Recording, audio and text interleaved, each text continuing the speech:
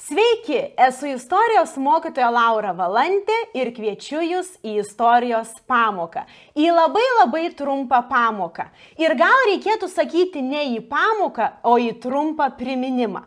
Jame apie pasaulio istorijos laikotarpius. Jeigu peržiūrėsite šį video ir pagalvosite, nelabai ką naujo sužinojau. Taip ir turi būti. Labai gerai pasaulio istorijoje susigaudote. Turite istorijos žinių.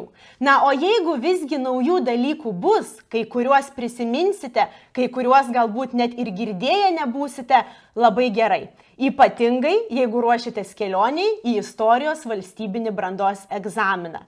Šioje pamokoje priminsiu Jums pasaulio istorijos laikotarpius, sudėliokime juos iš eilės, aptarsiu kiekvieno chronologiją, trukmę, įvardinsiu pradžios ir pabaigos įvykį.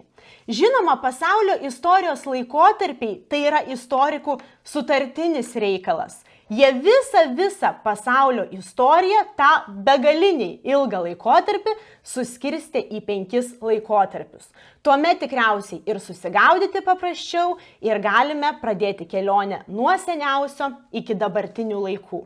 Taigi nuo ko pradedam? Nuo priešistorės. Pirmasis pasaulio istorijos laikotarpis.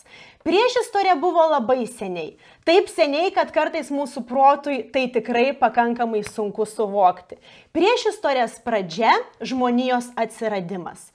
O pabaigą sąlygojo rašto sukūrimas. Rašto sukūrimas maždaug 4000 metų prieš Kristų. Taigi visas laikotarpis prieš Kristų, prieš mūsų erą. Priešistorė visgi labiau archeologų duona ir mokykloje mes apie tai kalbame pakankamai nedaug. Kitas laikotarpis po priešistorės – tai senovė. Senovės pradžia, priešistorės pabaiga, rašto sukūrimas. O senovė baigėsi 476 metais, vakarų Romos imperijos žlugimu. Iš istorijos pamokų tikriausiai prisimenate didžiulę Romos imperiją, didžiulę ir labai galingą. Ji driekėsi per visą Viduržemio jūros regioną ir dar daugiau. 4 amžiuje ši valstybė skilo pusiau į vakarų Romą ir rytų Romą Bizantiją. 5 amžiui 476 vakarų Roma žlugo. Jos vietoje pradėjo kurtis naujos valstybės. Istorikai sako, pabaigėme senovę. Prasideda viduramžiai. Arba tamsieji amžiai, taip irgi galbūt esate girdėję. Nors kai kuriais aspektais tai tas laikotarpis toli gražu netamsus. Viduramžiai trunka 1000 metų. 5 amžius, 15 amžius. Viduramžių pradžia vakarų Romos imperijos žlugimas, o pabaiga 15 amžiuje sąlygoja daug svarbių dalykų. Tai ir didieji geografiniai atradimai su Kristupu Kolumbu, Vasku da Gama, Magelanu priešaky, ir reformacija, ir renesansas, ir Johano Gutenbergo išradimas, ir rytų Romos imperijos arba kitaip Bizantijos žlugimas.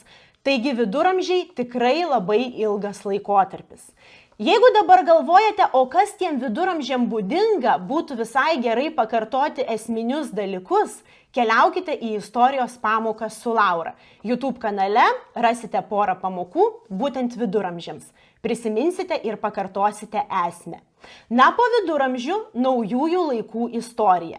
Taigi naujųjų laikų istorijos pradžia, mano jau paminėti ką tik įvykiai. Didieji geografiniai atradimai, renesansas, reformacija ir kiti.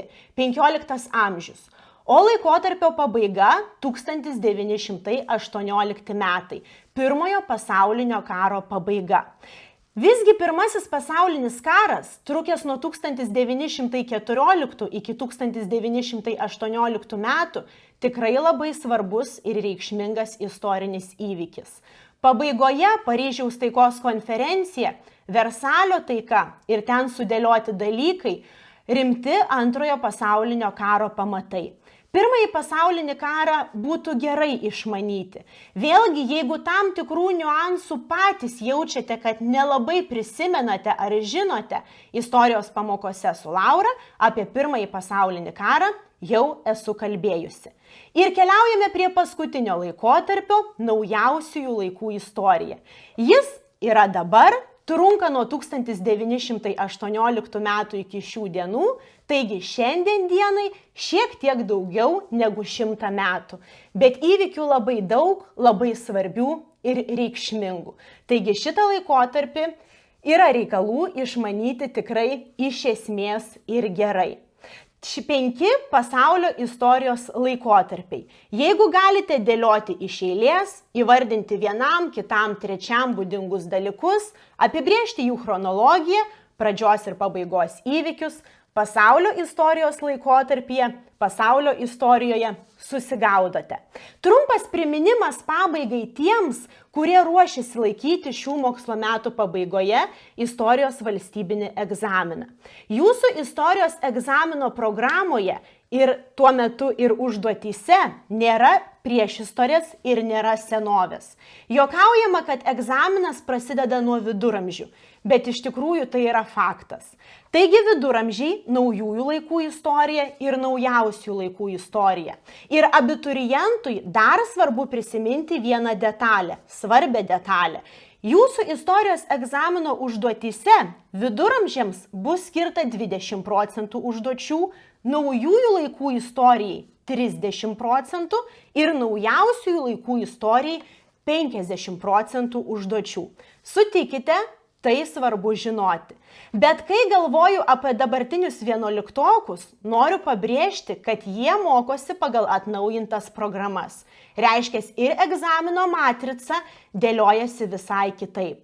Pamoką jiems apie labai svarbius pokyčius, kuriuos jie tikrai turi žinoti, suprasti ir išmanyti, jau ruošiu. Ji netrukus istorijos pamokose su Laura. Na, o šioje pamokoje tiek. Iki greito.